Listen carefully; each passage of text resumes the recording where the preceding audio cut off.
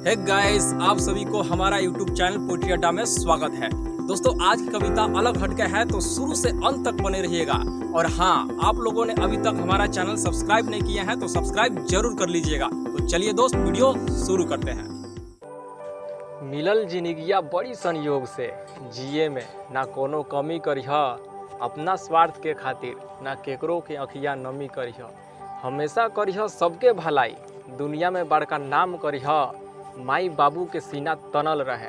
इतना तू बड़का काम करिह, इतना तू बड़का काम करिह। जियरा जुड़ा जाए तोरा नाम सुन के, अखिया में आंसू आ जाए तोरा काम देख के। खुद खाली पेट रह के दोसर के भरपेट खिलैह, अपन महतारी से भी बड़का दानी बन जइह। पैसा से ज़्यादा नाम कमैह, नाम कमैह। लंगड़ के तू लाठी बनिह, आन्हर के तू आँख बनिह। बेसहारा कबो असहाय न समझे, सबके तू भगवान बनिह। इहे जिंदगिया में सभी होई, इतना तू काम करिह, इतना तू काम करिह।